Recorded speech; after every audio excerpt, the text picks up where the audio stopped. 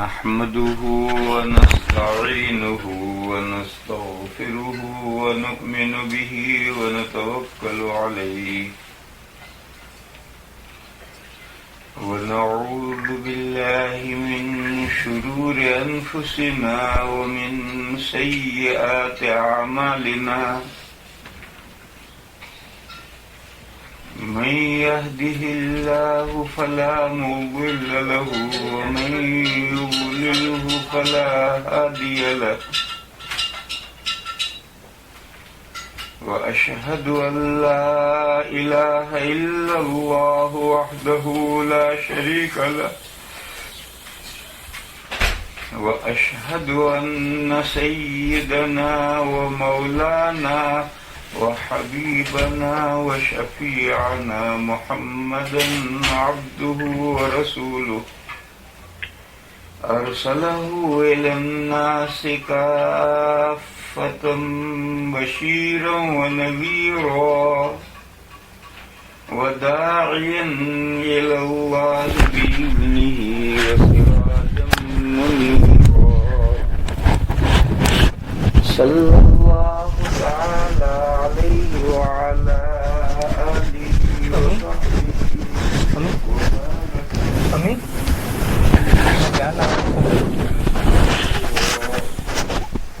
وبعد فأعوذ بالله من الشيطان الرجيم بسم الله الرحمن الرحيم إن المسلمين والمسلمات والمؤمنين والمؤمنات والقانتين والقانتات والصادقين والصادقات والصابرين والصابرات والخاشعين والخاشعات والمتصدقين والمتصدقات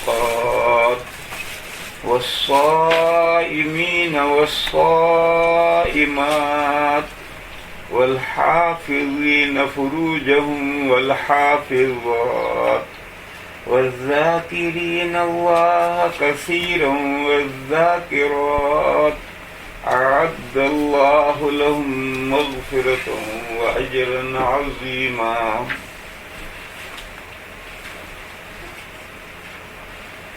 معزز خواتین، مائیں اور بہنیں،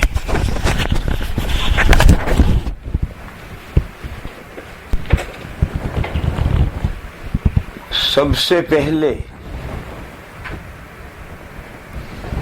تو یہ بات سمجھ لینی چاہیے کہ مرد ہوں یا عورتیں سب اللہ کے بندے اور بندیاں ہیں، سب کے خالق پیدا کرنے والے اور مالک اور پرورش کرنے والے پروردگار اللہ ہیں، اور مرد اور عورتیں دونوں انسان کی دو قسمیں ہیں، دو صنفیں ہیں۔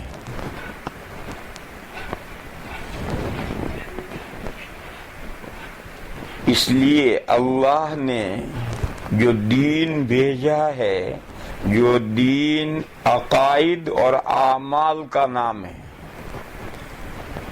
یعنی کچھ عقیدے ہیں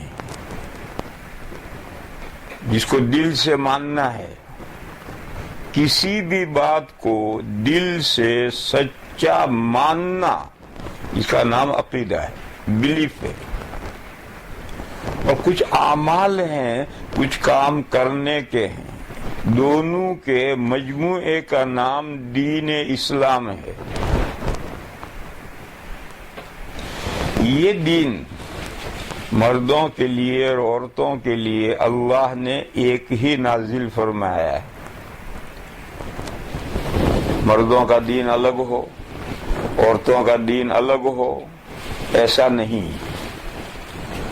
صرف 1% احکام مردوں کے اور عورتوں کے الگ الگ ہیں، کیونکہ جب یہ دو قسمیں ہیں، دو صنفیں ہیں، تو صنفوں کا تفاوت سے تھوڑے سے احکام دونوں کے الگ الگ ہوں گے۔ جیسے عورتوں کے ذمے اللہ نے گھر کا نظم و انتظام رکھا ہے اور مرد کے ذمے کمانا رکھا ہے، یہ اسلامی تعلیمات میں اس ملک کے لوگ یہ تقسیم نہیں کرتے۔ وہ کمانا بھی دونوں کے ذمے رکھتے ہیں، گھر سنبھالنا بھی دونوں کے ذمے رکھتے ہیں۔ اسلام میں یہ نہیں ہے، اسلام میں کاموں کی تقسیم ہے، مرد کما کر لائے اور کھلائے اور عورت گھر کو سنبھالے۔ حدیث شریف میں ہے المرأۃ راعیۃ علی بعل زوجها وہی مسئولۃ عنہا، عورت اپنے ہسبینڈ کے گھر کی ذمہ دار ہے اور قیامت کے دن اس سے باز پرس ہوگی کہ اس نے وہ ذمہ داری کہاں تک نبھائی۔ تو میں تو مثال دے رہا ہوں کہ انسان کی دو قسمیں ہیں، مرد اور عورت، اس وجہ سے 1% احکام دونوں کے الگ الگ کر دیے ہیں۔ مردوں کا کام، ان کا جاب ہے کما کر کہیں سے بھی لاؤ، بیوی بچوں کو کھلاؤ، اور بیوی کا کام یہ ہے کہ شوہر کے گھر کو سنبھالو، اس کے بچوں کو سنبھالو۔ دوسری مثال لو، جب آدمی کے ذمے کمانا ہے تو اللہ نے آدمی کا چہرہ پرکشش نہیں بنایا ہے،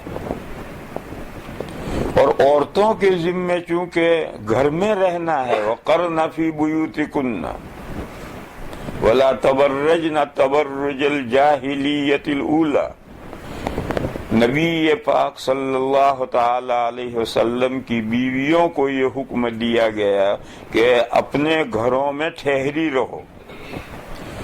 جس طرح سے زمانے جاہلیت میں عورتیں بن ٹھن کر ادھر ادھر باہر پھرتی تھی، اس طرح سے باہر مت پھرو بن ٹھن کر۔ تو چونکہ عورتوں کو گھر ہی میں رہنا ہے تو اللہ نے عورتوں کا چہرہ پرکشش بنایا، جس کی بھی نظر پڑے گی عورت کے چہرے پر تو عورت کا چہرہ اس کے دل کو اپنی طرف کھینچے گا۔ جاب الگ الگ ہے، مردوں کو کمانا ہے، اگر اس کا چہرہ پرکشش بنا دیا جاتا تو کیسے کماتا، اور عورت کو گھر میں ٹھہرنا ہے، اس لیے اللہ تعالیٰ نے اس کا چہرہ پرکشش بنایا۔ اس کا فائدہ کیا ہوا؟ اس سے فائدہ یہ ہوا کہ فیملی لائف وجود میں آئی، مرد اور عورت کے درمیان میں میل محبت پیدا ہوئی۔ جانوروں میں بھی نر مادہ ہوتے ہیں لیکن ان میں فیملی لائف نہیں ہے، کیوں؟ جانوروں میں مادہ کا چہرہ کچھ پرکشش نہیں بنایا، نر اور مادہ دونوں ایک جیسے ہیں، اس لیے فیملی لائف وجود میں نہیں آتی ہے۔ وہ جانوروں میں نر مادہ پر عاشق ہوتا ہو یا ایسا نہیں ہوتا، وہاں مادہ کا چہرہ پرکشش ہے ہی نہیں، اور مردوں میں محبت، میل ملاپ اور محبت پیدا ہوتی ہے۔ قرآن کریم میں ہے وَمِنْ آيَاتِهِ أَنْ جَعَلَ لَكُم مِّنْ أَنفُسِكُمْ أَزْوَاجًا وَجَعَلَ بَيْنَ أَزْوَاجِكُمْ مَوَدَّةً وَرَحْمَةً، اللہ نے تمہارے لیے تمہارا جوڑا انسانوں ہی میں سے بنایا اور میاں بیوی کے درمیان میں مہربانی اور محبت رکھی۔ یہ دو درجے ہیں ہر فیملی میں، ہر میاں بیوی میں کم سے کم رحمت، مہربانی، یہ تو درجہ ہونا ہی چاہیے۔ اگر مرد عورت پر مہربان نہیں ہے، عورت مرد پر مہربان نہیں ہے تو اس گھر کا خدا حافظ، کب وہ گھر ٹوٹ جائے نہیں کہا جا سکتا. لہذا فیملی لائف میں کم سے کم رحمت، مہربانی، یہ درجہ تو لازمی ہے. اس کے بغیر کوئی فیملی لائف پروان نہیں چڑھ سکتی. اور اس کا آخری درجہ مودت، لو، محبت. اگر میاں بیوی کے درمیان میں طرفین سے محبت ہو، میاں بیوی سے محبت کرے، بیوی مولا ہسبینڈ سے محبت کرے، تو وہ گھر جنت نشان بن جائے گا. یہ آخری درجہ ہے. کم سے کم رحمت کا درجہ ہے اور آخری درجہ مودت کا درجہ ہے. مثال لو، نبی پاک صلی اللہ تعالی علیہ وسلم کی کئی بیویاں تھی، متعدد ازواج تھی، لیکن مودت اور محبت کا تعلق حضور کا صرف حضرت عائشہ کے ساتھ تھا. لیکن دوسری بیویوں پر بھی حضور نہایت مہربان تھے. تو اب چند بیویاں، ایک کے ساتھ محبت کا تعلق ہے، دوسری کے ساتھ محبت کا تعلق نہیں، رحمت اور مہربانی کا تعلق ہے. اور نبی پاک صلی اللہ تعالی علیہ وسلم دعا فرمایا کرتے تھے کہ اے اللہ، جو معاملات میرے اختیار میں ہیں اس میں میں سب بیویوں کے ساتھ انصاف کرتا ہوں، لیکن جو معاملہ میرے اختیار میں نہیں ہے، آپ کے اختیار میں ہے، اس میں آپ میرا مواخذہ نہ کریں. یعنی دل کا معاملہ، دل کا میلان حضرت عائشہ کی طرف زیادہ تھا، دوسری بیویوں کی طرف اتنا نہیں تھا. ان کے ساتھ رحمت کا معاملہ تھا، حضرت عائشہ کے ساتھ مودت کا معاملہ تھا، اور یہ غیر اختیاری ہے. اس لیے حضور دعا کرتے تھے کہ اے اللہ، اس میں جو میں برابری نہیں کر پا رہا، انصاف نہیں کر پا رہا، آپ اس میں میرا مواخذہ نہ کریں، اس لیے کہ دل کا معاملہ میرے اختیار میں نہیں، وہ آپ کے اختیار میں. تو میری بہنوں، میں مسئلہ یہ سمجھا رہا ہوں کہ سورہ روم میں یہ ہے کہ اللہ کی قدرت کی نشانیوں میں سے یہ ہے کہ اللہ نے تمہارے لیے تمہارے ہی میں سے جوڑا بنایا ہے. مرد کا جوڑا عورت بھی انسان ہے، عورت کا جوڑا مرد بھی انسان ہے، دونوں انسان ہیں. اور پھر دونوں کے درمیان میں مہربانی اور محبت رکھی. جانوروں میں بھی جوڑا اسی طرح سے ہوتا ہے، بھینس اور بھینسا، گھوڑا اور گھوڑی، بکرا اور بکری، مگر ان میں کوئی مودت اور رحمت نہیں ہوتی. وقتی ملنا ہے، اس کے بعد فیملی لائف ختم. ان کی فیملی لائف ہے ہی نہیں. اور انسان میں فیملی لائف اس لیے وجود میں آئی ہے کہ اللہ نے مرد اور عورت، ہسبینڈ وائف کے درمیان میں کم از کم مہربانی یا مودت اور محبت رکھی ہے. اس وجہ سے یہ صورت پائل ہوئی. لہذا میرے بہنوں، پہلا سبق تو یہاں سے یہ لینا چاہیے کہ ہر گھرانے میں میاں بیوی کے درمیان میں اگر محبت کسی وجہ سے نہ ہو سکے تو کوئی ضروری نہیں ہے، رحمت اور مہربانی کا معاملہ ہونا چاہیے. میاں کو بیوی پر مہربان ہونا چاہیے، بیوی کو شوہر پر مہربان ہونا چاہیے. دونوں ایک دوسرے پر مہربان ہوں تو اس گھر میں سکون ہوگا، پرسکون لائف ہوگا اگر دونوں ایک دوسرے پر مہربان ہیں.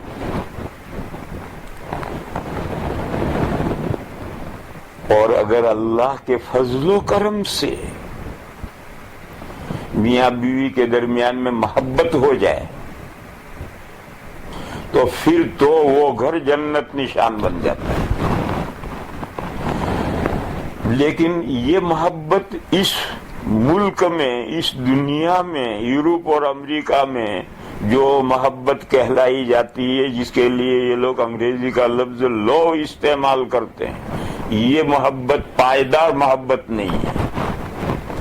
یہ تو جب تک رنگ روغن ہے وہاں تک مما لو ہے، اور رنگ روغن اتر گیا تو پھر وہ لو بھی ختم ہو جاتا ہے. اور قرآن نے جو مودہ لفظ استعمال کیا ہے وہ لو سے بڑا گہرا لفظ ہے. مرد کے دل میں بیوی کی محبت دل کے اندر پہنچ جائے اور بیوی شوہر کی محبت بیوی کے دل کے اندر پہنچ جائے، اور یہ محبت عمر کے بڑھنے سے گھٹتی نہیں ہے، بڑھتی، بلکہ بڑھاپے میں تو میاں بیوی کا ایک دوسرے کے ساتھ اتنا گہرا تعلق ہو جاتا ہے کہ جوانی میں اتنا نہیں تھا۔ یہ محبت ہے، یہ پائیدار ہے، یہ برقرار رہنے والی ہے، رنگ روغن کے ساتھ زائل ہونے والی نہیں ہے۔ اور دنیا کی جو لو ہے وہ لو تو بیکار ہے، دھوکہ ہے۔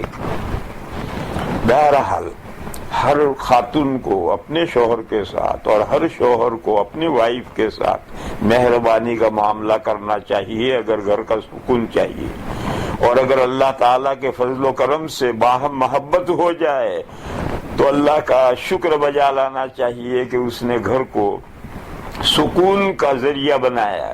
اس کو باہر کہیں سکون نہیں ملتا ہے، بیوی کے پاس آ کر ملتا ہے، بیوی کو کہیں سکون نہیں ملتا، شوہر کے پاس آ کر ملتا ہے۔ بہرحال میں عرض یہ کر رہا تھا کہ دونوں میں فرق رکھا اللہ نے۔ مرد کا چہرہ پرکشش نہیں بنایا کیونکہ اس کو جاب کرنا ہے، کما کر لا کر کھلانا ہے، اور عورت کو جو کہ گھر میں ٹھہرنا ہے اور گھر کا انتظام سنبھالنا ہے، اس لیے اللہ نے عورت کا چہرہ پرکشش بنایا تاکہ فیملی لائف وجود میں آئے۔ پر جب یہ صورتحال ہے تو احکام الگ الگ ہوں گے۔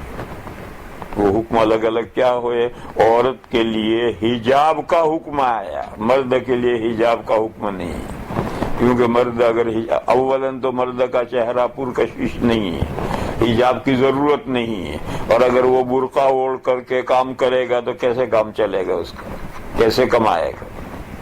اور عورت کا چہرہ پرکشش بنایا، بس عورت کے لیے شریعت نے حجاب رکھا کہ تم گھر میں رہو، اور گھر سے اگر باہر نکلنے کی ضرورت پڑے تو چہرہ چھپا کر نکلو، چہرہ چھپا کر نکلو۔ سورہ احزاب میں آیت ہے، یا ایھا النبی قل لازواجک وبناتک ونساء المؤمنات یدنین علیہن من جلابیبہن۔ اے پیغمبر، آپ اپنی بیویوں سے کہیے، اپنی بیٹیوں سے کہیے، اور مسلمانوں کی عورتوں سے کہیے۔ کون باقی رہ گئے؟ کوئی بھی نہیں، کہ وہ اپنے چہروں پر اپنے اوڑھنوں کو کھینچ لیا کریں جب گھر سے باہر نکلے۔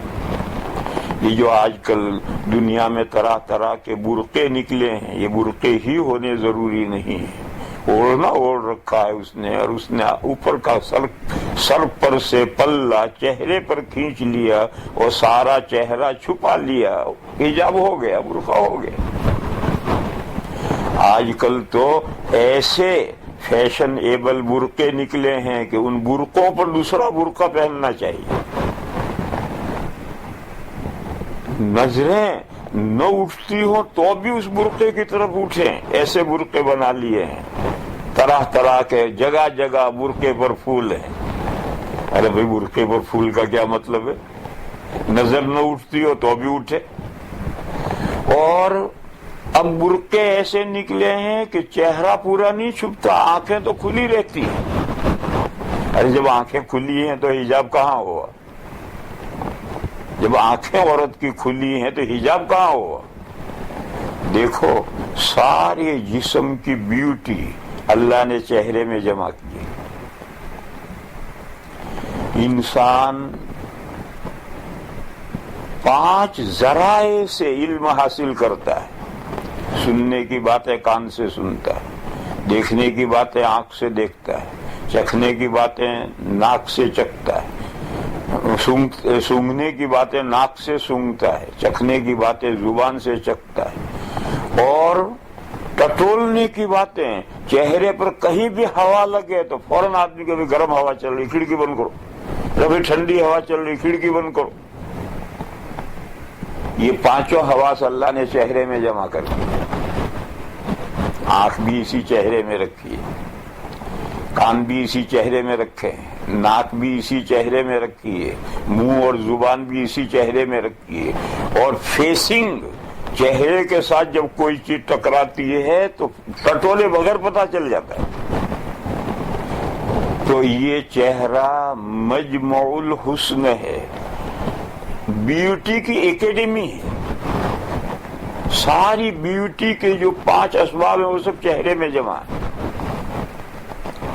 پھر ان 5 کی بیوٹی آنکھوں میں اکٹھا ہوئی. کوئی کسی کی ناک دیکھ کر عاشق نہیں ہوتا، کوئی کسی کے کان دیکھ کر عاشق نہیں ہوتا، کوئی کسی کا منہ دیکھ کر عاشق نہیں ہوتا.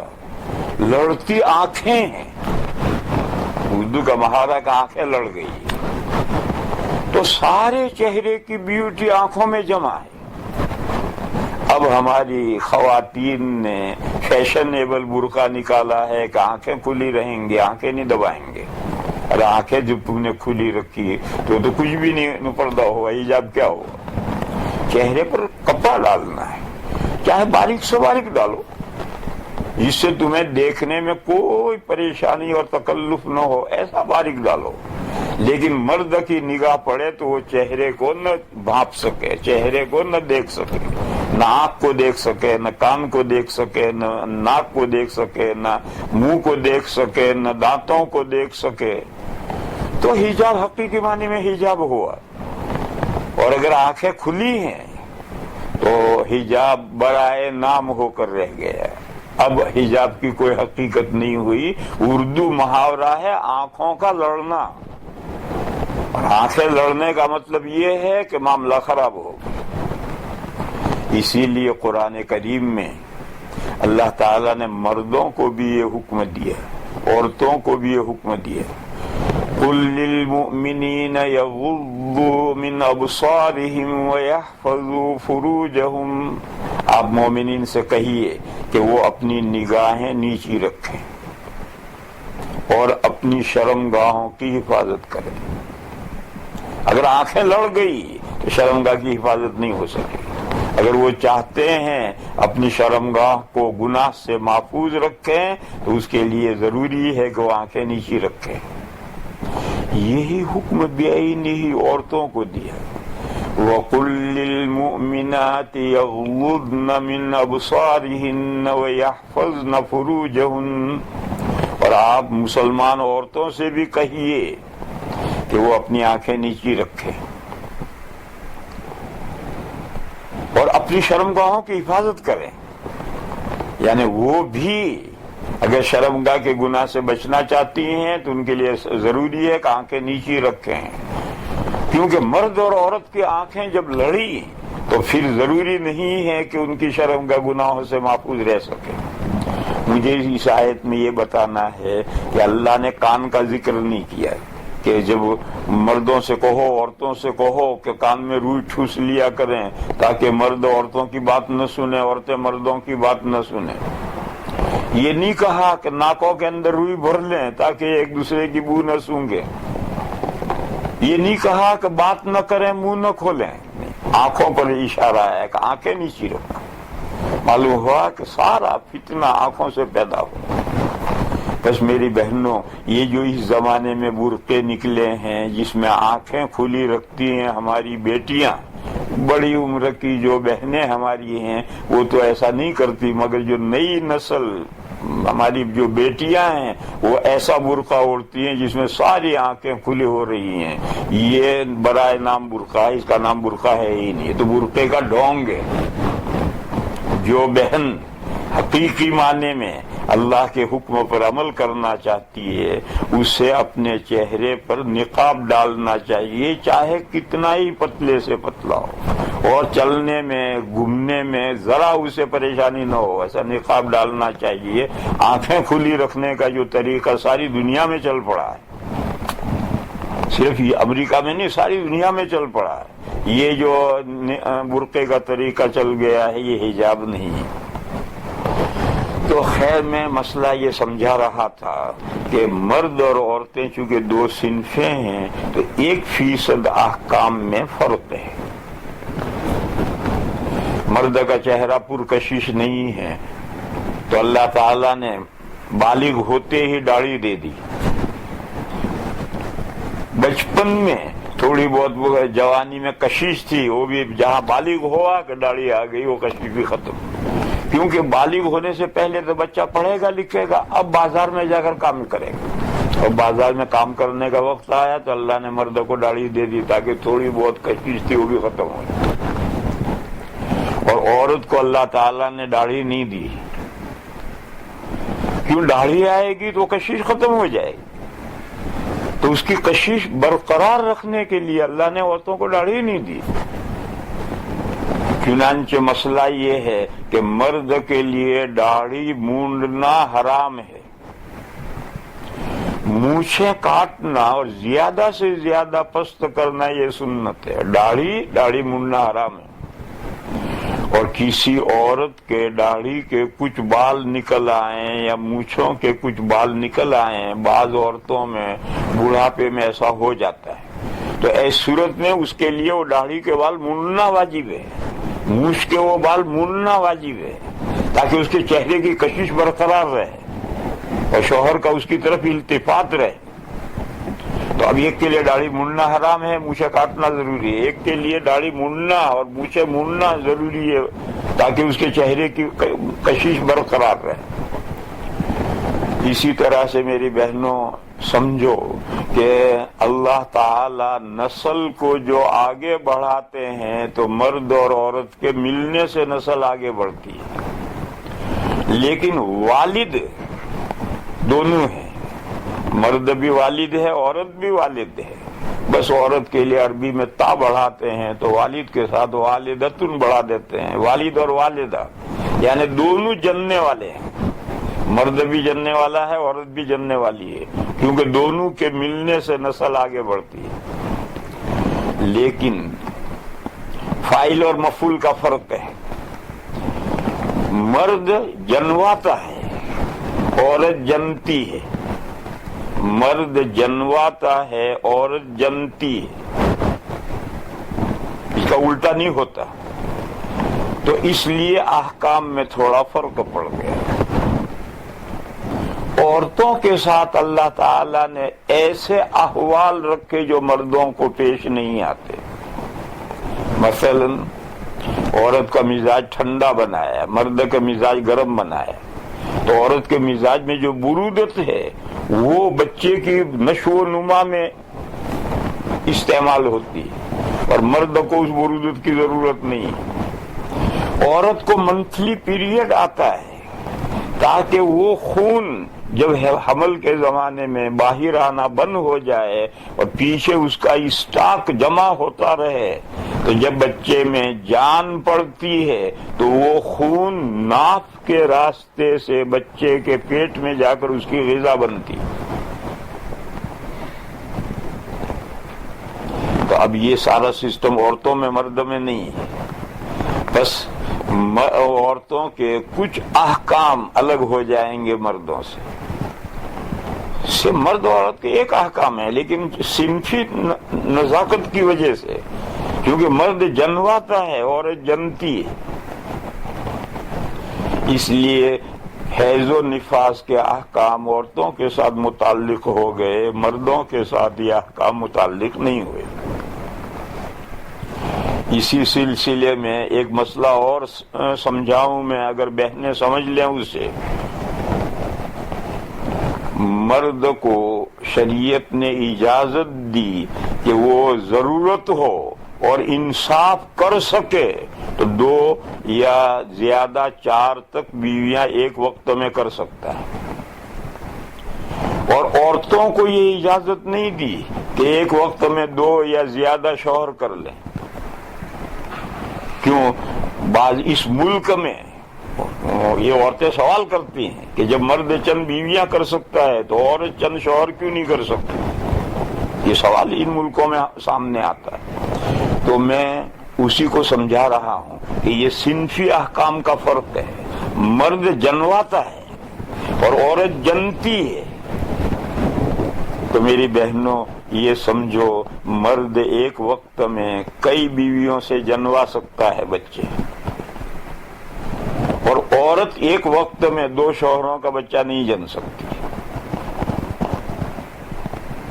بس اگر شوہر عورت کے 2 یا زیادہ شوہر ہوں گے تو کس کا بچہ جنے گی اور کیسے فیصلہ کریں گے کہ کس کا بچہ ہے؟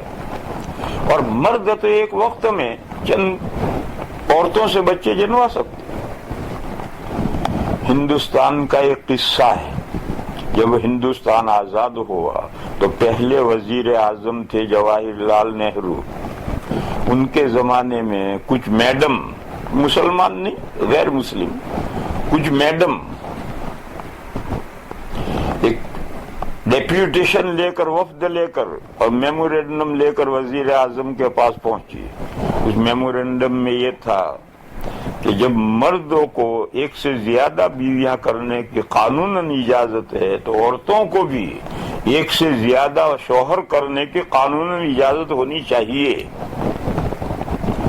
اب نہرو پریشان، کیونکہ تو دنیا کے کسی قانون میں، صرف اسلام نہیں، دنیا کے کسی قانون میں 2 بیویاں، 3 بیویاں، 4 بیویاں ہو سکتی ہیں، لیکن کسی قانون میں 1 2 شوہر، 3 شوہر، 4 شوہر نہیں ہو سکتے۔ اب یہ میمورینڈم لائی ہیں کئی شوہر کرنے کے لیے، تو نہرو نے حضرت مولانا ابوالکلام آزاد رحمت اللہ علیہ کو فون کیا۔ سب سیکریٹریٹ میں ہوتے تھے، وہ وزیر معارف تھے، ایجوکیشن منسٹر تھے اور جیل کے ساتھی تھے۔ تو نہرو نے مولانا آزاد کو فون کیا کہ مولانا ایسا ایک میڈموں کا، معزز شریف عورتوں کا ایک ایسا ڈیپیوٹیشن آیا ہوا ہے، ان کا میمورینڈم یہ، میں کیا جواب دوں؟ تو مولانا آزاد نے کہا کہ آپ اس وفد کو لے کر میری کوٹھی پر آ جائیں۔ وہ بھی وہیں سیکریٹریٹ میں ان کی بھی کوٹھی ہے۔ تو نہرو صاحب اس وفد کو لے کر پہنچے تو مولانا لان میں گھوم رہے تھے، ان کے انتظار آئے، ویلکم کیا، سب کو بٹھایا آفس میں۔ مولانا آزاد نے پوچھا پنڈت جی کیا مسئلہ ہے؟ تو نہرو نے بتلایا کہ مولانا یہ میڈم ہیں، ان کا یہ میمورینڈم لے کر آئے ہیں۔ تو مولانا نے کہا آپ اجازت دے دیجیے، 2 یا زیادہ شوہر کرنے کی آپ اجازت دے دیجیے۔ اب نہرو ہچکچائے تو مولانا نے کہا آپ اجازت نہیں دیتے تو لائیے، پیڈ لائیے، میں اجازت لکھتا ہوں۔ تو اس نے پیڈ مولانا کے سامنے کر دیا، مولانا نے قلم سنبھالا اور لکھنے کا گویا ابتدا کی، پھر ایک دم رکے اور ان میڈموں سے کہا دیکھو میڈم، ابھی میں آپ کے لیے اجازت لکھتا ہوں 2 یا زیادہ شوہروں کی، لیکن ایک بات سن لو، اگر ایک مرد کی 4 بیویاں ہوتی ہیں تو وہ 4 سے ایک ساتھ بچے لیتا ہے، بچے جنواتا ہے۔ آپ کے 4 شوہر ہوں گے تو 4 شوہروں کے لیے ایک ساتھ بچے جننے ہوں گے۔ اور چلو میں 1 کا کنسیشن کر دیتا ہوں، 3 کے لیے تو جننے ہی ہوں گے، اس شرط کے ساتھ میں اجازت لکھوں گا۔ بولیے کیا بولتی، اٹھ کر گئی، وہ گئی، آج 60-55 سال ہو گئے، پھر وہ وفد نہیں آیا۔ اس قصے میں مجھے سمجھانا کیا ہے؟ اس قصے میں مجھے یہ سمجھانا ہے کہ عورت ایک وقت میں ایک ہی کا بچہ جن سکتی ہے، تو 2 یا زیادہ شوہر اس کے لیے کیسے ہوں گے؟ اور مرد ایک وقت میں 1 سے زیادہ عورتوں سے بچے لے سکتا ہے، لہذا مرد کو ضرورت ہو، 2 شرطیں، مرد کو ضرورت ہو اور مرد 2 یا زیادہ بیویوں کے درمیان انصاف کر سکے تو شریعت نے اجازت دی۔ پیرس میں ایک کانفرنس ہو رہی تھی، پرانا قصہ ہے، پیرس میں ایک کانفرنس ہو رہی تھی، اسلامی کانفرنس، اس میں ان کے یہود و نصارہ کے پروفیسر بھی مدعو تھے، مسلمان عرب علماء بھی مدعو تھے۔ اس کانفرنس میں غیر مسلم پروفیسروں نے اسلام میں جو حجاب کا حکم ہے کہ عورت پردے میں رہے، اس پر انہوں نے اعتراض کیا کہ اسلام کا یہ حکم ظالمانہ ہے۔ مرد جب کھلے چہرے پھرتا ہے ساری دنیا میں تو عورت کیوں نہ پھرے؟ عورت کو گھر میں بند رکھنا یا گھر سے نکلے تو اسے تھیلے میں بند کر دینا کہ وہ انگلی بھی نہ دکھا سکے، چہرہ بھی نہ دکھا سکے، یہ عورتوں پر ظلم ہے۔ یہ اعتراضات کرتے رہے کرنے والے، مسلمان پروفیسر عرب تھے، وہ سنتے رہے۔ جب عربوں کی عالم کی باری آئی تو ایک عرب عالم نے جواب دیا، اس نے کہا کہ آپ حضرات نے اسلام کے حجاب کے مسئلے پر اعتراضات کیے ہیں کہ یہ عورتوں پر ظلم ہے، یہ آپ کا اعتراض ہم ایکسپٹ کرتے ہیں، ہم اس اعتراض کو جانتے ہیں، مان لیتے ہیں، لیکن آپ حضرات یہ بات سمجھ لیں کہ اسلام یہ چاہتا ہے کہ بیوی ایک ہی شوہر کا بچہ جنے۔ آپ لوگ اپنی بیویوں سے کئی شوہروں کے بچے جنوانا چاہیں تو اجازت دیں، وہ اپنے بوائے فرینڈ بناتی رہیں اور چلتی رہیں۔ اسلام یہ نہیں چاہتا، اسلام چاہتا ہے کہ عورت اپنے شوہر ہی کا بچہ جنے۔ تو گھروں پانی پڑ گیا ان پروفیسروں پر، یعنی کیا جواب دیا اس نے کہ تم جو غیر مسلم ہو، تمہاری عورتیں صرف تمہارا بچہ نہیں جنتی، تمہارے گھر میں جو بچہ پیدا ہوتا وہ شوہر کا، اس کی کیا دیر گارنٹی ہے؟ معلوم نہیں اس نے کس سے زنا کیا ہے۔ اور اسلام نے عورت طے کر دیا کہ عورت گھر میں جو بچہ جنے گی وہ شوہر ہی کا ہو، اور اس کے لیے حجاب ضروری ہے۔ تو میری بہنوں میں یہ مسئلہ سمجھا رہا تھا کہ مرد اور انسان کی جب دو قسمیں ہوئی ہیں، مرد اور عورت، تو اس کے لیے کچھ احکام الگ الگ ہوں گے۔ ان میں سے دوسری مثال یہ، سب بہنیں اس بات کو جانتی ہیں کہ عورت پر ایسے احوال آتے ہیں کہ اس وقت وہ بیوی سے نہیں، وہ شوہر سے نہیں مل سکتی یا نہیں ملنا چاہتی۔ ہر مہینے 7-8 دن اس کا آتے ہیں پیریڈ کے، اس میں وہ شوہر سے نہیں مل سکتی، حرام ہے۔ پھر بچہ جب پیٹ میں حمل ٹھہر جاتا ہے تو بچے کی ولادت جب قریب آتی ہے تو آخری 3 مہینے اس کا جی شوہر سے ملنے کو نہیں چاہتا۔ پھر بچہ پیدا ہونے کے بعد 40 دن نفاس آتا ہے، اس میں بھی نہیں مل سکتا۔ اب اگر کوئی مرد قوی شہوت ہے تو اس کا کام ایک بیوی سے کیسے چلے گا؟ جب دو ہی راستے ہیں، ایک راستہ تو یہ ہے کہ وہ گرل فرینڈ بنائے، اور اس ملک میں اس کی اجازت ہے جتنی چاہو گرل فرینڈ بناؤ، اور دوسرا راستہ یہ ہے کہ جائز طریقے پر وہ وائف بنائے، اس کے سارے حقوق ادا کرے۔ اسلام نے گرل فرینڈ بنانے کی اجازت نہیں دی، تو کہا مرد کو ضرورت ہے تو جائز طریقے پر نکاح کریں، اور اس شرط کے ساتھ کہ ہر عورت کے ساتھ انصاف کر سکیں۔ خیر میں یہ فرق بتلا رہا تھا، اسی طرح سے اور بھی کچھ فرق ہیں، اور وہ 1% ہیں۔ باقی پوری شریعت کے احکام ایک ہیں، مردوں کے لیے بھی عورتوں کے لیے بھی، عقیدے بھی ایک ہیں، اعمال بھی ایک ہیں۔ تو ہماری بہنیں کبھی کبھی یہ مطالبہ کرتی ہیں کہ ہم عورتوں کا بیان الگ سے رکھا جائے، یہ بیکار سی بات ہے۔ یہ دونوں کا احکام ایک ہیں، یا جو بیان کرو وہی مردوں کے لیے وہی عورتوں کے لیے ہے، لیکن عورتوں کا یہ جذبہ ہوتا ہے، اور یہ جذبہ آج نیا نہیں ہے۔ نبی پاک صلی اللہ تعالی علیہ وسلم کے زمانے میں بھی یہ بات پیش آ چکی ہے۔ مسلمان خواتین نے حضرت ام سلمہ جو حضور کی بیوی صاحبہ تھی، ان سے جا کر کے کہا کہ تم رسول اللہ صلی اللہ علیہ وسلم سے یہ دریافت کرو کہ اللہ تعالیٰ قرآن میں جب بھی خطاب کرتے ہیں مردوں سے خطاب کرتے ہیں، عورتوں کو تو اللہ تعالیٰ کبھی مخاطب بناتے ہی نہیں، اللہ تعالیٰ عورتوں کو بھول جاتے ہیں۔ تو کیا اللہ کے عورتیں اللہ کے سیکنڈ درجے کی بندیاں ہیں؟ اللہ عورتوں کو کیوں بھول جاتے ہیں؟ یہ تم رسول اللہ سے پوچھ کر ہمیں بتلاؤ۔ ان عورتوں کی ہمت نہیں ہوئی حضور سے پوچھنے کی، اس لیے انہوں نے ام المومنین سے بات کہی۔ حضرت ام سلمہ نے حضور سے یہ بات ذکر کی کہ کچھ خواتین یہ کوئسچن لے کر آئی ہیں کہ اللہ تعالیٰ قرآن کریم میں اکثر مردوں ہی کو خطاب کرتے ہیں، عورتوں سے کوئی خطاب نہیں کرتے۔ کہیں کہیں اس کا الٹا بھی ہے، عورتوں سے خطاب ہے، اور جو حکم عورتوں کو خطاب کر کے دیا ہے وہ مردوں کے لیے بھی ہے۔ یا ایھا النبی اذا جاءک المؤمنات یبایعنک،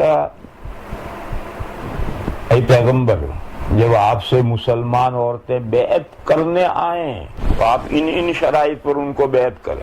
یہی آیت مردوں کے لیے بھی. اگر مرد کسی پیر سے بیعت ہونا چاہتے ہیں تو ان کو بھی انہی شرائط پر بیعت کیا جاتا ہے.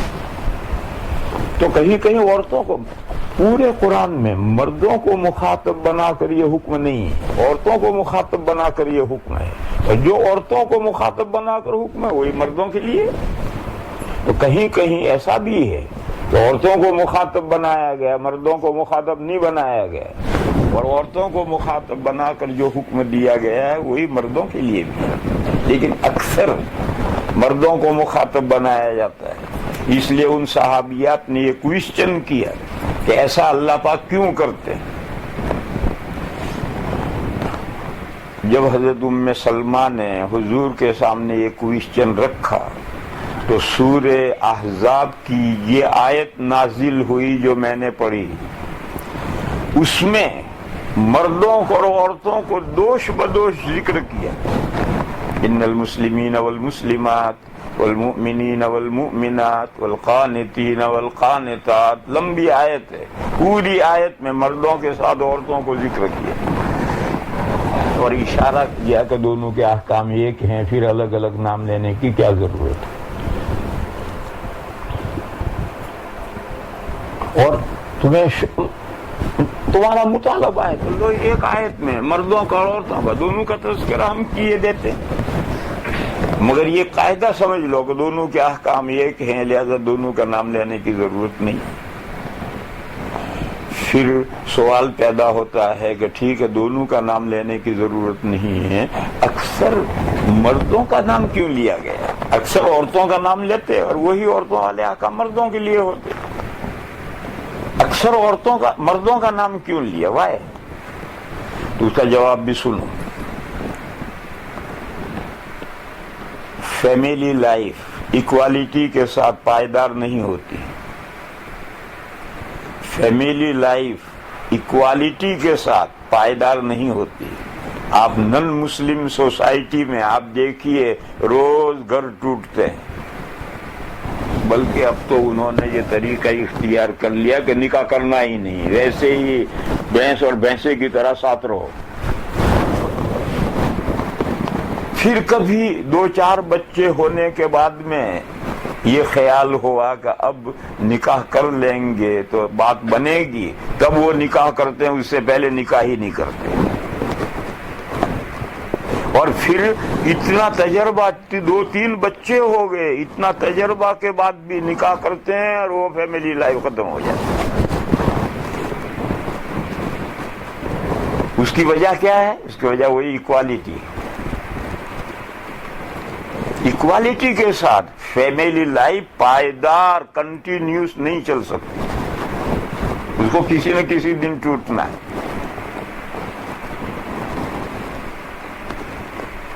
دو ہاتھ ایک دوسرے کے برابر ہوں، ایکول، تو تالی نہیں بج سکتی. تالی اس وقت بجے گی جب ایک ہاتھ نیچے ہو اور ایک ہاتھ اوپر ہو، تو تالی بجے گی، اس کے بغیر تالی نہیں بج سکتی. اب رہا یہ کہ بالادستی کس کو دی جائے. بالادستی یعنی ایک ہاتھ نیچے اور دوسرا ہاتھ اوپر، جبھی تو تالی بجے گی. تو بالادستی کس کو دی جائے؟ قرآن کریم نے فرمایا کہ اللہ نے بالادستی مردوں کو دی ہے. مردوں کا ہاتھ اللہ نے اوپر کیا ہے، عورتوں کا ہاتھ نیچے کیا ہے. اب ایک اوپر نیچے ہو گئے، اب فیملی لائف وجود میں آئے گی. ایک کہے گا دوسرا مانے گا. فرمایا الرجال قوامون علی النساء، مرد عورتوں پر بالادست ہیں. الرجال قوامون علی النساء. کیوں کا جواب یہ ہے کہ اللہ کا یہ نظام ہے، تم کون کیوں والے ہوتے ہو؟ بما فضل اللہ بعضهم علی بعض، اللہ نے بعض کو بعض پر برتری بخشی، تم کیوں وائے والے کون ہوتے ہو؟ ہمارے یہاں جب طالب علم کو ہم آیت پڑھاتے ہیں تو وہ ایک سوال کرتے ہیں کہ اللہ نے مردوں کو بالادستی کیوں بخشی؟ تو ہم ان سے کہتے ہیں کہ اگر اللہ تعالیٰ اس کا الٹا کرتے، عورتوں کو بالادستی دیتے، تو ابھی تو سوال کرتا ہوا ہے، تیرا سوال تو کہیں ختم ہی نہ ہوتا۔ آخر کی دو میں سے کسی بالادست تو کرنا ہے، اکوالیٹی سے فیملی لائف پائیدار نہیں ہوتی، تو ایک کا ہاتھ اوپر کرنا ہے۔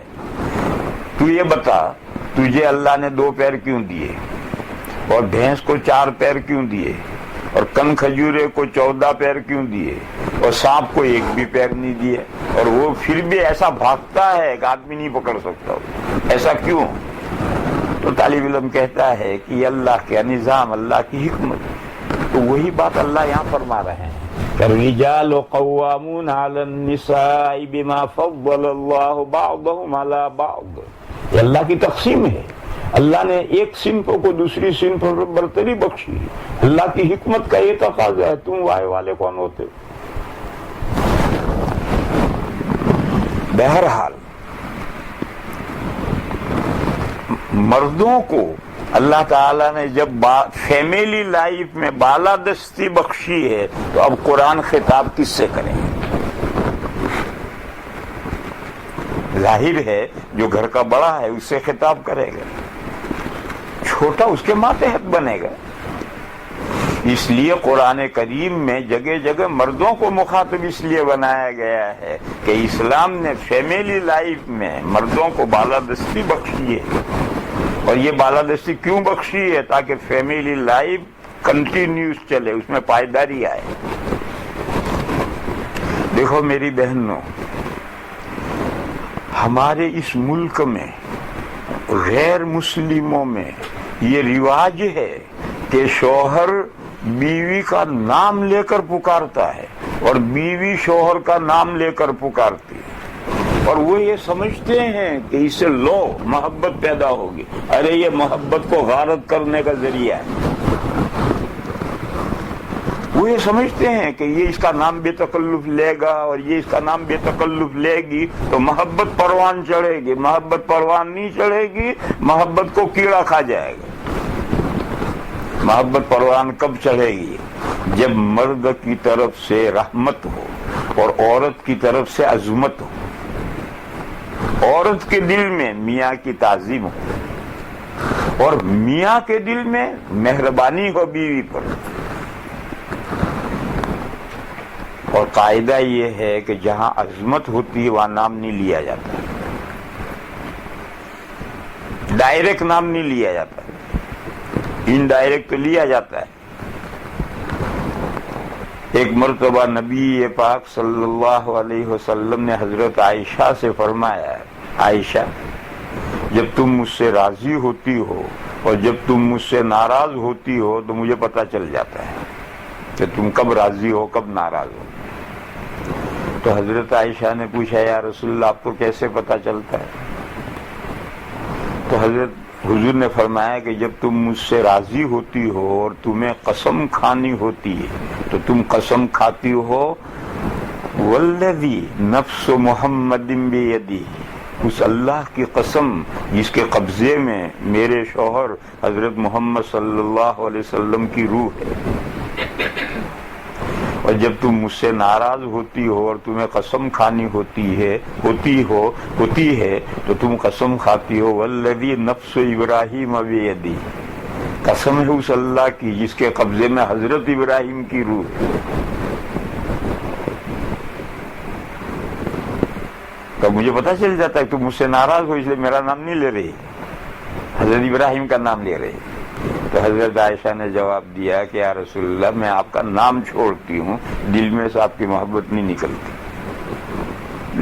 سری طور پر ظاہری طور پر نام چھوڑتی ہوں، حضرت ابراہیم کا نام لیتی ہوں، لیکن دل میں سے محبت نہیں نکلتی۔ اس حدیث سے کیا معلوم ہوا کہ شوہر کا نام انڈائریکٹ لے سکتے ہیں۔ یہ قسم میں جو نام لیا ہے یہ انڈائریکٹ نام لیا ہے، انڈائریکٹ نام شوہر کا لے سکتے ہیں۔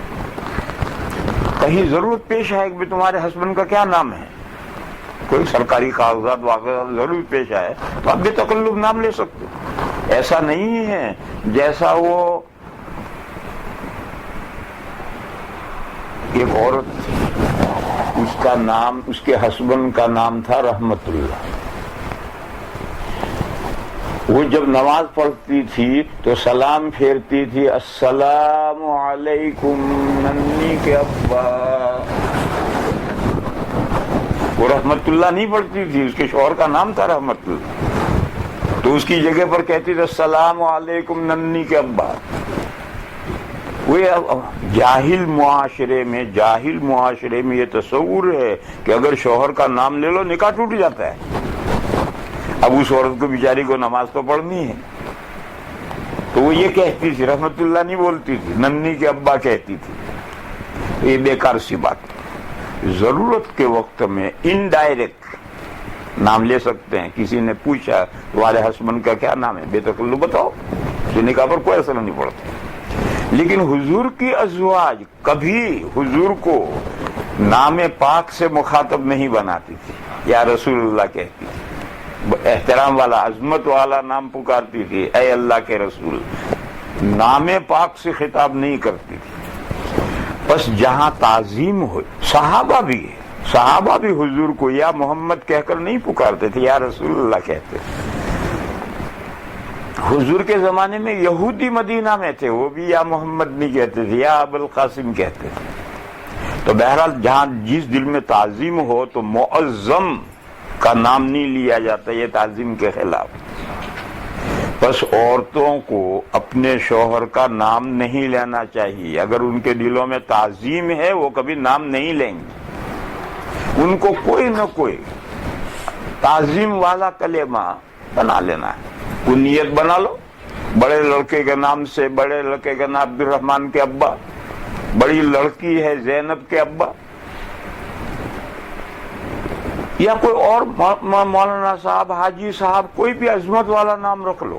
عورتوں کو اپنے شوہروں کو نام سے نہیں پکارنا چاہیے، یہ تعظیم کے خلاف۔ اور مرد بیوی کا نام انڈائریکٹ بھی لے سکتا ہے، ڈائریکٹ بھی لے سکتا ہے، کیونکہ ادھر سے تعظیم نہیں ہے، ادھر سے رحمت اور پیار ہے، اور نام لینا یہ رحمت اور پیار کے منافی نہیں ہے۔ نبی پاک صلی اللہ تعالی علیہ وسلم نے اپنی ازواج کو نام لے کر پکارا ہے، لیکن وہاں بھی اگر شوہر کوئی کنیت رکھ لے، بیٹے کے نام سے عبد الرحمن کی امی، زینب کی امی، حجن، کچھ بھی نام رکھ لے تو یہ اور بھی بہتر ہے۔ لیکن مرد عورت کا نام ڈائریکٹ بھی لے سکتا ہے، انڈائریکٹ بھی لے سکتا ہے، اور عورتوں کو شوہروں کا نام انڈائریکٹ تو لے سکتی ہیں لیکن ڈائریکٹ نہیں لینا چاہیے۔ ایک طرف سے عظمت ہونی چاہیے، ایک طرف سے رحمت ہونی چاہیے، تب فیملی لائف پروان چڑھے گی، اور وہ فیملی لائف کبھی نہیں ٹوٹے گی۔ جس عورت کے گھر میں ہسبینڈ کا احترام ہے، رسپیکٹ ہے، اور جس شوہر کے گھر میں بیوی پر شفقت اور مہربانی ہے، وہ گھر کبھی نہیں ٹوٹے گا انشاءاللہ۔ اور یہ جو آج اس دنیا میں ایک رواج چل پڑا ہے، اور وہ رواج ہمارے مسلمان گھروں میں بھی آ گیا ہے، اور وہ یہ سمجھتے ہیں کہ ایک دوسرے کا نام لے کر پکاریں گے تو محبت بڑھے گی۔ ارے محبت نہیں بڑھے گی، محبت کو کیڑے کھا جائیں گے، آہستہ آہستہ اس کو کیڑے کھانے لگیں گے۔ تو میری بہنوں میں یہ بات بتلا رہا تھا کہ اللہ جل شانہ امن والہ کا یہ نظام ہے کہ گھروں کی لائف پائیدار رہے، اس لیے مردوں کو بالادستی دی ہے عورتوں پر۔ بس جب یہ صورتحال ہے تو اکثر خطاب مردوں ہی سے ہوگا، عورتوں سے تو کبھی ضرورت پڑے گا تو خطاب ہوگا۔ جب بھی کوئی دروازے پر آ کر آتا ہے تو آ کر پہلے مرد کو پکارتا، فلاں صاحب ہیں، گھنٹی بجاتا تو مرد آتا ہے کون؟ آج کل میری بہنیں یہ بھی سن لیں، مجھے اس ملک کا تو اندازہ نہیں ہے، اپنے ملکوں کی بات بتا رہا ہوں۔ ٹیلی فون آیا، گھنٹی بجی تو پہلے بیوی اٹھائے گی، ہیلو ہالو کرے کہ کون ہو، کیا نام ہو، کس سے ملنا ہے. اگر یہ ہوا کہ ایسا آدمی کا ٹیلی فون ہے جس سے شوہر کو ملنے، وہ اشارہ کر دے گا نہیں ملنا، تو کہہ دے گا گھر میں نہیں. دیکھو پہلا جھوٹ تو یہ بولا. اور اگر ایسا ہے کہ اسے ملنا کا شوہر کو پسند ہے تو وہ کہے گی لے تیرا فون ہے، اور اسے وہ سامنے والا سن رہا ہے کہ لے تیرا فون ہے. یہ سلسلہ ٹیلی فونوں پر چل پڑا ہے. حالانکہ چاہیے یہ کہ گھر میں مرد ہے تو عورتیں فون نہ اٹھائیں. مرد فون اٹھائے گا، سامنے سے کوئی خاتون بول رہی ہے تو گھر کی عورتوں کو دے دے گا. کوئی نہیں ہے تو عورت کو فون اٹھانا چاہیے، اور وہ بھی لچکدار آواز میں جواب نہیں دینا چاہیے، کھردرے لہجے میں جواب دینا چاہیے. فلا تخضعن فی القول، لچکدار بات مت کرو. فیطمع الذی فی قلبہ مرض، لیکن کھردرے لہجے میں بات کرنے کا مطلب یہ نہیں ہے کہ گالیاں بکنا شروع کرے کہ تو نے مجھے کیوں فون کیا. نہیں، قول معروفہ کہو. تو ہمارے ہندوستان میں ایک مصیبت آ گئی ہے، جس کو بھی فون کرو پہلے عورت اٹھائے، وہ ساری بایوگرافی پوچھے گی، اس کے بعد میں پھر وہ شوہر کو دیکھ لے تیرا فون ہے. یہی جملہ ہم سنتے، لے تیرا فون ہے. کوئی عظمت نہیں اس کے دل میں شوہر. تو بہرحال میں وجہ یہ بتلا رہا تھا کہ قرآن میں مردوں سے خطاب اکثر کیوں ہے، مگر عورتوں نے ڈیمانڈ کی کہ اللہ ہم بندیوں کو کیوں بھول جاتے ہیں.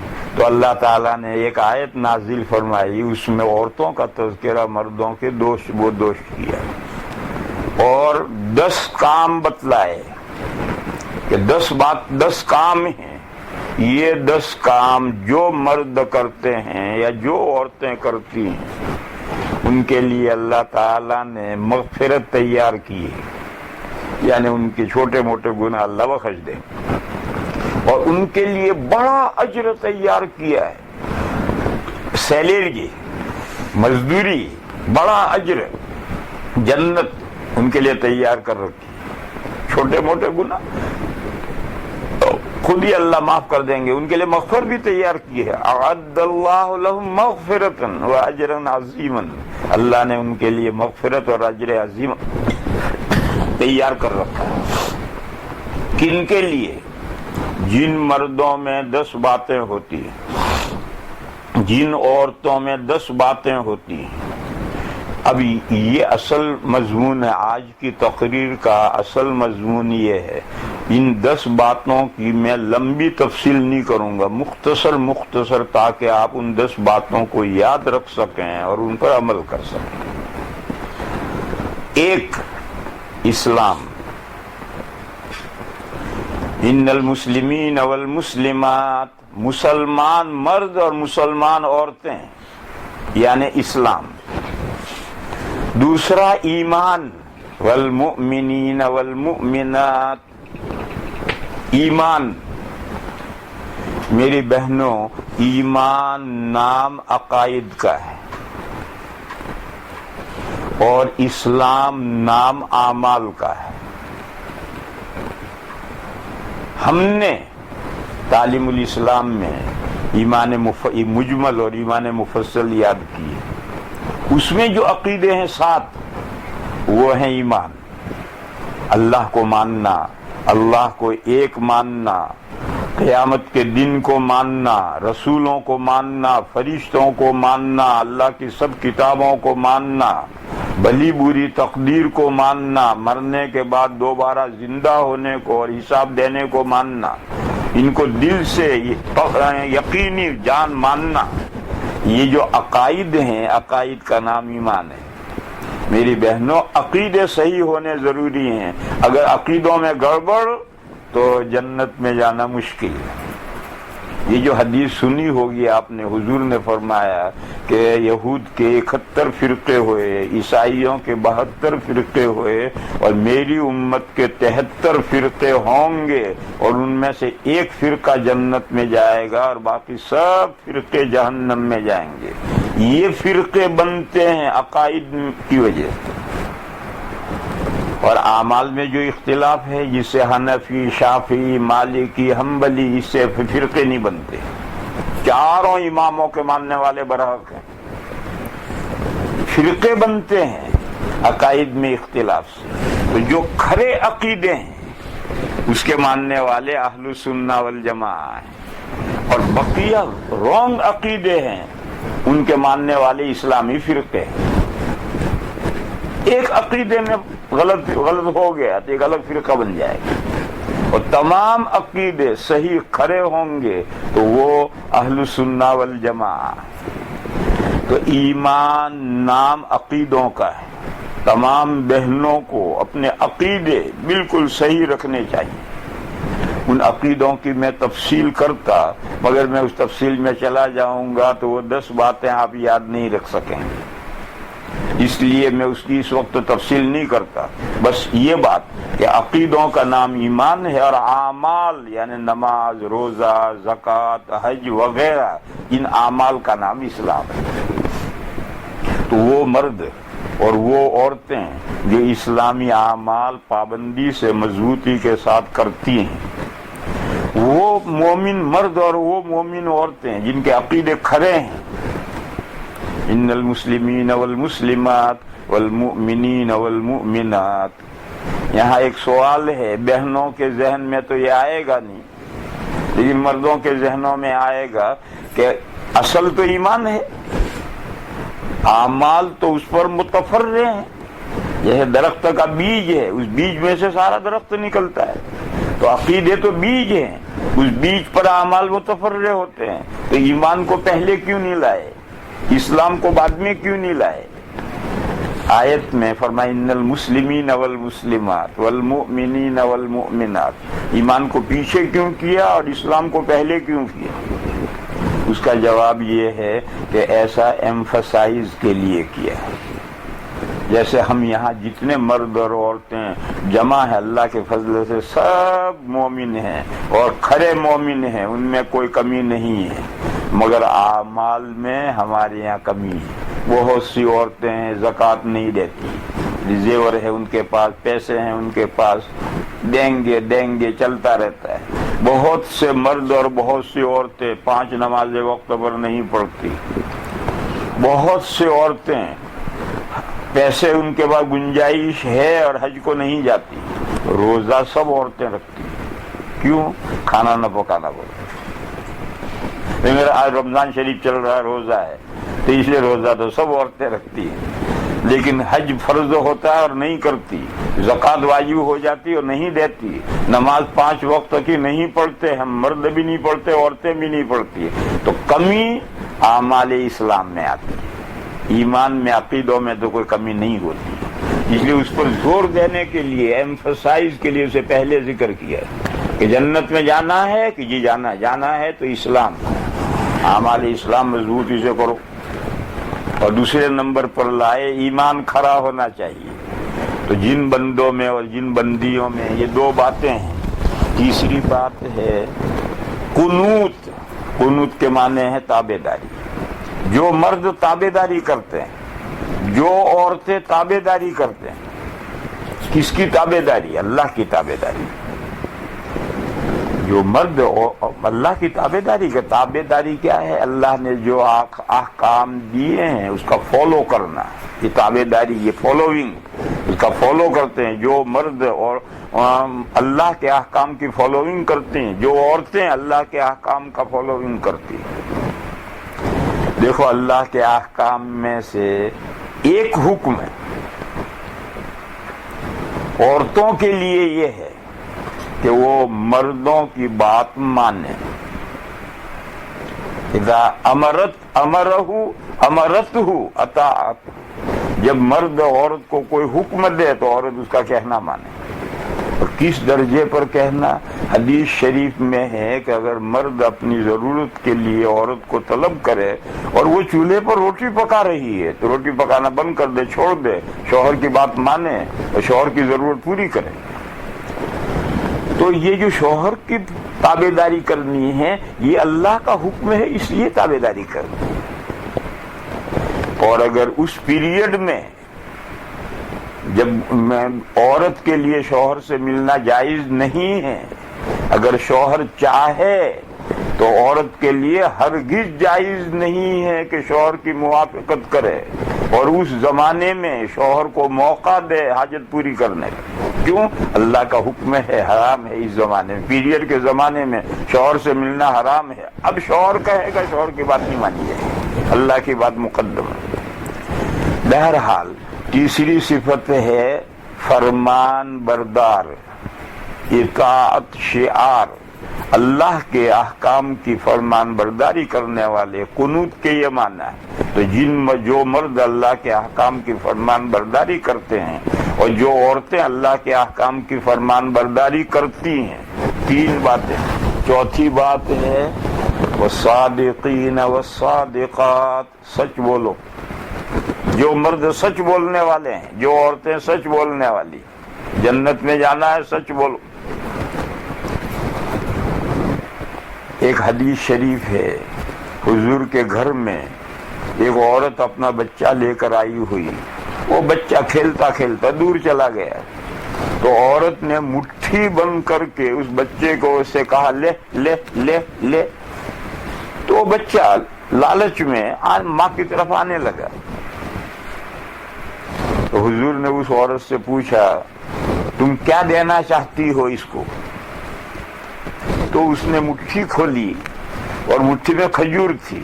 اس نے کہا یا رسول اللہ میں یہ کھجور دینا چاہتی ہوں۔ حضور نے فرمایا خیر، اگر تمہارے ہاتھ میں کچھ نہ ہوتا اور تم اس طرح بچے کو دھوکہ دے کر بلاتی تو یہ بھی تمہارے نامہ اعمال میں جھوٹ لکھا۔ تو جھوٹ کا دائرہ اتنا وسیع ہے۔ میری بہنوں، اگر ہم صبح سے شام تک اپنی بولی ہوئی باتوں کا جائزہ لیں تو ہم 50% جھوٹ بولتے ہیں اور ہمیں احساس بھی نہیں ہوتا، پتہ بھی نہیں ہوتا، اور بے خبری میں معلوم نہیں کتنے جھوٹ بول جاتے ہیں۔ اس لیے ہمیشہ سچ بولنے کی، مردوں کو بھی رحل سہل کرنی، عورتوں کو بھی رحل سہل کرنی، اور جب اس طرح سے رحل سہل کرتا رہے تو پھر 100% 100% پھر سچ بولنے تک پہنچ جاتا ہے۔ حدیث شریف میں ہے لا يزال الناس يتحرون الصدق حتى يكتب صدیقا، برابر رحل سہل میں لگا رہتا ہے آدمی، سچ بولنے کی مشق تمرین کرتا، خیال رکھتا ہے کہ میں کوئی بات خلاف واقعہ نہ بولوں۔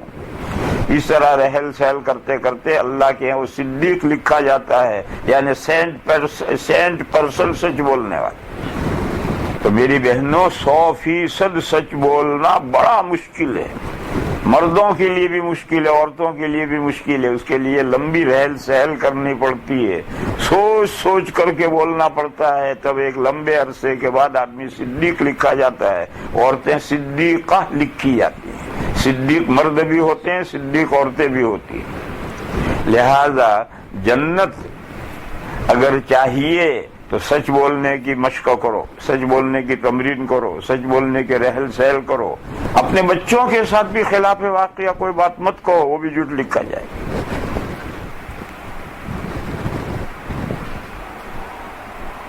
ایک حدیث میں ہے کہ سچ نیک کاموں کی طرف رہنمائی کرتا ہے اور نیک کام جنت میں لے جاتا ہے، اور جھوٹ بدکاریوں کی رہنمائی کرتا ہے اور بدکاریاں جہنم میں لے جاتی ہیں۔ یعنی سچ کا یہ فائدہ ہے کہ نیک کام کرنے کو جی چاہے گا، اور جھوٹ کی یہ نحوست ہے کہ برا کام کرنے کو جی چاہے گا۔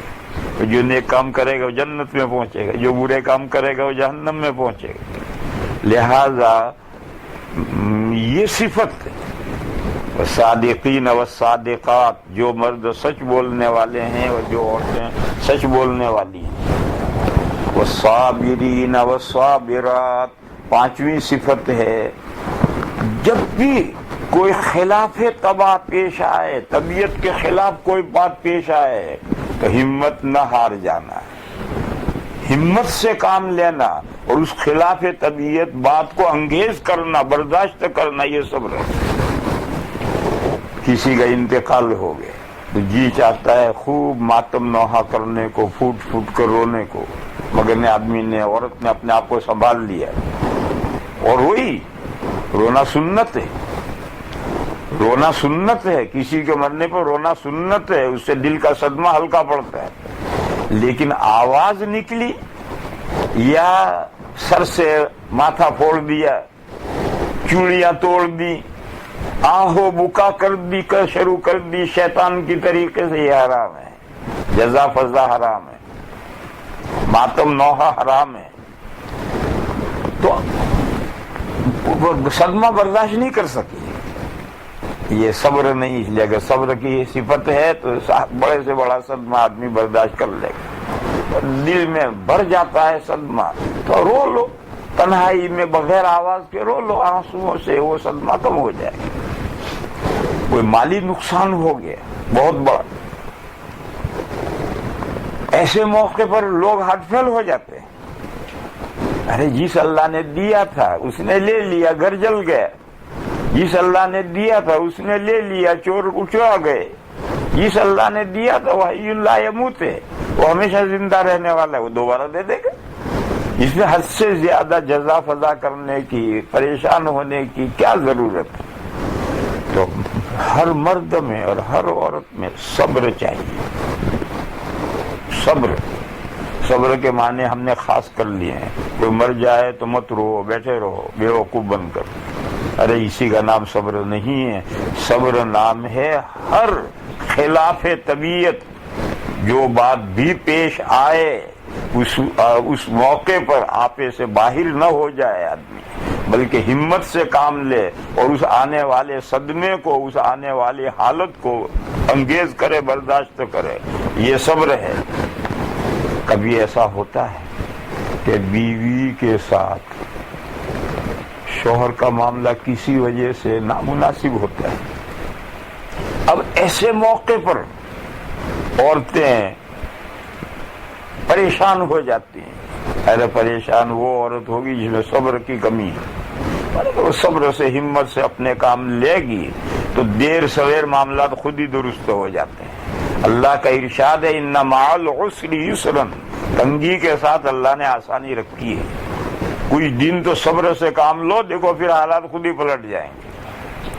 بہرحال 5ویں صفت ہے والصابرین والصابرات، 6 صفت ہے والخاشعین والخاشعات، خشوع کے معنی ہے عاجزی، اور عاجزی اللہ کے سامنے کرنی، اللہ کے سامنے بندے کی جو عاجزی ہے اس کا نام ہے خشوع۔ اللہ کے سامنے، اللہ تو ہمیں نظر نہیں آتے، پھر اللہ کے سامنے عاجزی کیسے کریں گے؟ اللہ نظر نہیں آتے، اللہ کے احکام نظر آ رہے ہیں،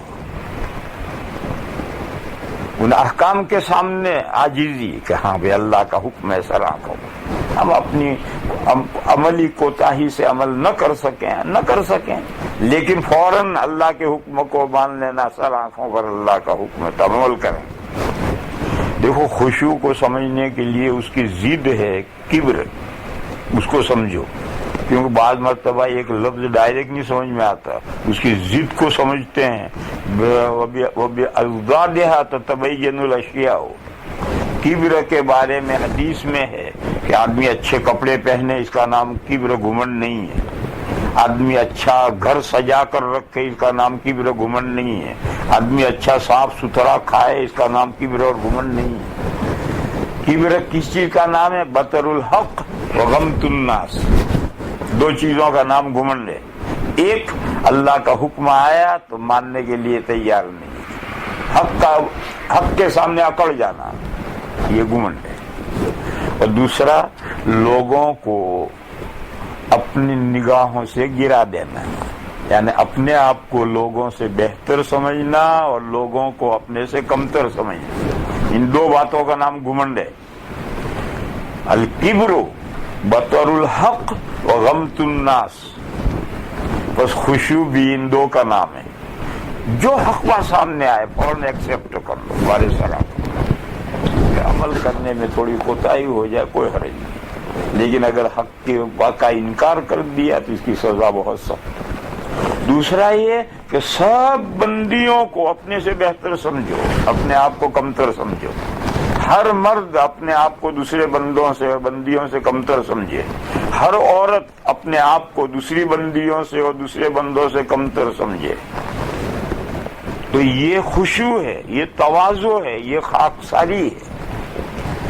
خشوع، تواضع، خاکساری، یہ تینوں لفظ الگ الگ ہیں. سب کے معنی یہ ہیں کہ حق بات سامنے آئے فوراً سر جھکا لو، مان لو، اور اپنے آپ کو لمبا نہ کھینچو.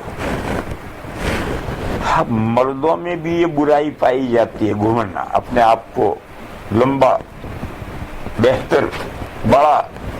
اور عورتوں میں یہ خرابی اور کچھ زیادہ ہی پائی جاتی ہے. جب کبھی کوئی اجتماع شادی وغیرہ کا ہوتا ہے اور گھر میں جتنے زیور ہیں وہ سارے اپنے اوپر لاد کر عورت مجمع میں آتی ہے تو پھر اس کی شان ہی کچھ اور ہوتی ہے. ارے میری بہنوں، زیورات سے آدمی کا مرتبہ اللہ کے یہاں نہیں بڑھتا ہے، تقوی اور پرہیزگاری سے اللہ کے یہاں مقام و مرتبہ بڑھتا ہے. زیورات تو آج ہیں کل نہیں ہوں گے، اور اللہ کے یہاں بندی اگر مقبول ٹھہری تو وہ چاہے پھٹے پرانے کپڑوں میں ہو، وہ سب سے بہتر اور افضل وہی ہے. لہذا چھٹی صفت ہے خشوع، خاکساری. ساتویں صفت ہے والمتصدقین والمتصدقات، خیرات کرو. مردوں سے بھی کہا خیرات کرو، عورتوں سے بھی کہا خیرات کرو. دیکھو جنت میں لے جانے والے اعمال میں اقوا نماز ہے، اور جہنم سے بچانے والے اعمال میں اقوا صدقہ ہے. ایک حدیث میں ہے، حضور نے فرمایا تم قیامت کے دن جنت میں اللہ تعالیٰ کو ایسے دیکھتے ہو جیسے 14ویں رات میں آدھے آسمان پر جب چاند آتا ہے تم اسے دیکھتے ہو، اور تمہیں کوئی بھیڑ نہیں ہوگی اللہ کی زیارت میں. لہذا اگر تم عصر اور فجر کی نماز میں اہتمام کر سکو اور یہ دو نمازیں تمہاری نہ جائیں تو ایسا ضرور کرو. اس حدیث کی شرح میں علماء نے لکھا ہے کہ نماز سے جنت میں اللہ کے دیدار کی استعداد پیدا ہوتی، اور خیرات جہنم سے بچانے والی ہے. حضور نے ایک حدیث میں جو خواتین ہی سے حضور نے خطاب کیا تھا، یہ فرمایا تھا تصدقنا ولو من حلیکن، خیرات کرو. تمہارے پاس پیسہ نہ ہو تو تمہارے جو زیورات ہیں اسی میں سے خیرات کرو. فإنی اریتکن اکثر اہل النار، میں معراج میں گیا اور مجھے جہنم کی وزٹ کروائی گئی تو میں نے جہنم میں عورتوں کی تعداد زیادہ دیکھی. دیکھو ان دو چیزوں میں جہنم میں عورتوں کی تعداد زیادہ دیکھی ہے، لہذا خیرات کرو. معلوم ہوا خیرات کرنا جہنم سے بچاتا ہے. دوسری حدیث میں ہے صدقۃ تطفئ غضب الرب، صدقہ اللہ کے غصے کو ٹھنڈا کرتا ہے، اور جہنم اللہ کی صفت غضب کا مظہر ہے. جب اللہ کا غصہ ٹھنڈا ہو گیا، خیرات نے غصے کو ٹھنڈا کر دیا، تب جہنم میں کیوں جائے گا؟ لہذا یہ صفت ہے والمتصدقین والمتصدقات. اس کے بعد 8ویں صفت ہے والصائمین والصائمات، روزے رکھو. مردوں سے کہا روزے رکھو، عورتوں سے بھی کہا روزے رکھو. روزے تو سب رکھتے ہیں، نہیں، نفل روزے رکھو، نفل روزے رکھو. کیونکہ طبیعت میں تقوی اور پرہیزگاری روزوں سے پیدا ہوتی، نمازیں پڑھنے سے تقوی اور پرہیزگاری نہیں پیدا ہوتی. تقوی اور پرہیزگاری روزوں سے پیدا ہوتی. لہذا مردوں سے بھی کہا نفل روزے رکھو، عورتوں سے بھی کہا نفل روزے رکھو۔ مگر حدیث شریف میں یہ ہے کہ اگر کسی عورت کا شوہر گھر پر موجود ہے اور وہ نفل روزہ رکھنا چاہے تو شوہر کی اجازت لے کر رکھے، شوہر کی اجازت کے بغیر نہ رکھے۔ کیوں کہ بعض مرتبہ کسی عورت کو نفل روزوں سے ایسی دلچسپی ہو جاتی ہے کہ وہ مسلسل نفل روزے رکھتی ہے، اور جب مسلسل نفل روزے رکھے گا مرد یا عورت تو طبیعت میں کمزوری آئے گی، اور کمزوری آئے گی تو عورت کا شوہر کی طرف میلان نہیں رہے گا۔ جب شوہر کی طرف میلان نہیں رہے گا اور شوہر اس عورت سے ملے گا تو شوہر کو حق میں کمی ہوگی۔ لہذا اگر شوہر گھر ہے اور کوئی عورت نفل روزہ رکھنا چاہتی ہے تو حدیث شریف میں ہے کہ اسے شوہر سے اجازت لینی ہے، صراحتاً یا دلالتاً۔ صراحتاً تو یہ پوچھ لیے، دلالتاً یہ ہے کہ شوہر دیکھ رہا ہے، وہ اٹھنے پروگرام بنا ہے، سحری پکا رکھی ہے، صبح اٹھتی ہے، سحری کھاتی ہے، شوہر دیکھتا ہے اور منع نہیں کرتا ہے، تو یہ دلالتاً اجازت ہو۔ بہرحال نفل روزے رکھنے کی خاص اہمیت ہے۔